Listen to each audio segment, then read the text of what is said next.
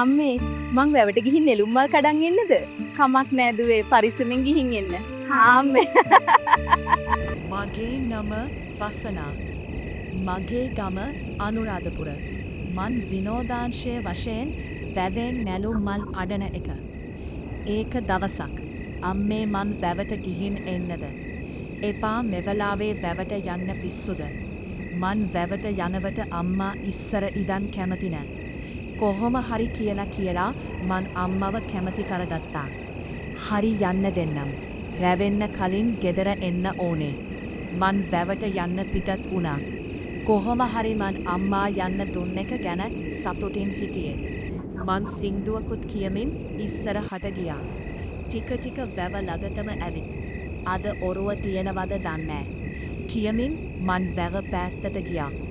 ඇතියාන්තන් ඔරුව තියෙනවා කියලා මන් ඔරුවට නැග්ගා. මන් ඔරුව වැව මැදට හබල් ගහගෙන ගියා. නැලුම් මල් ටිකක් කඩ හිටියා.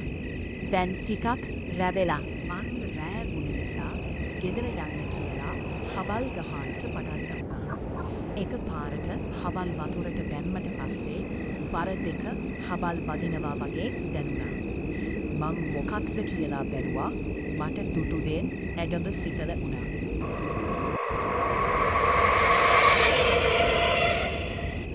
දෙයනේ මේ මනුස්සයෙක්නේ.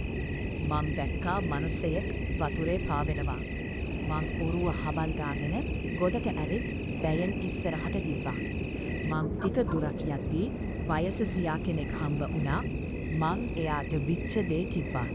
එයාත් එක්ක ආයේ වැව ළඟට ගියා.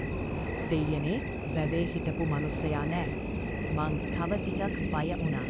කෝ පුතේ කවුරුත් නෑනේ කියලා ඒ මනුස්සය කීවා. නැසියේ කවුරු හරි මනුස්සයෙක් හිටියා. අනේ තාත්තේ බලන්න. කෙල්ලේ මොකෝ උනේ? බය වෙන්න එපා. ඔයා මාත් එක්ක ඉන්න. මාත් එක්ක ඉන්න. හරි දුවේ බය වෙන්න එපා. තව රවෙන්න කලින් ගෙදරට යන්න. මෙහෙරියේ වැඩිය ඉන්න හොද නෑ. තනියා ඉන්නවා. මෙහෙම කියලා වැව ගාවින් එන්න හම්බුන් නෑ. කලේ පැත්තෙන් ගස්වල අතු කඩාගෙන අලියා අවා.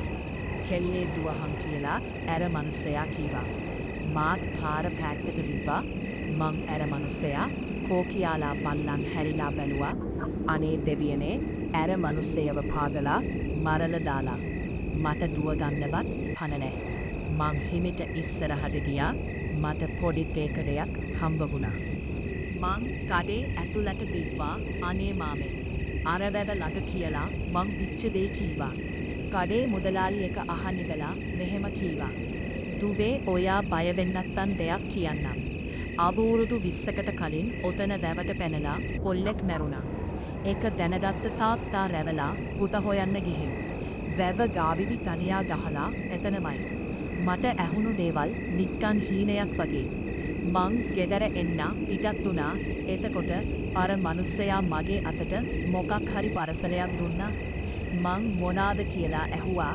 මතුරපු අලු කියලා කීවා. මාත් එක අරන් ගෙදරට අවා. ඇවිත් අම්මටයි අයියාටයි කීවා. එදෙන්නා පුදුමෙන් දියෙන් එකිනෙකාගේ මුණාපවල් බලාගත්තා. දුවේ එකනේ මං යන්න එපා කීවා. දුවට කවුද කීවේ උන්ද අලියා ගහලා මරුනේ කියලා. කඩේ මුදලානි.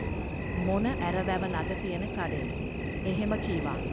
දුව බය වෙන්න එපා මං කතාවක් කියන්නම්. අලියා ගහලා වයසක මනුස්සයා මැරුණු වෙලේ මුදලාලි සද්දේ මොකක්ද කියලා බලන්න ගිහින් අලියා ඒ මනුස්සයටත් ගහලා. මුදලාලි එතනමයි. මට කර කිල්ලට වගේ අවා. මට මතක් වුණා කඩේ මනුස්සයා දුන්න පාසලේ මං එක ඇරලා බැලුවා. දෙයනේ මිනි අලු.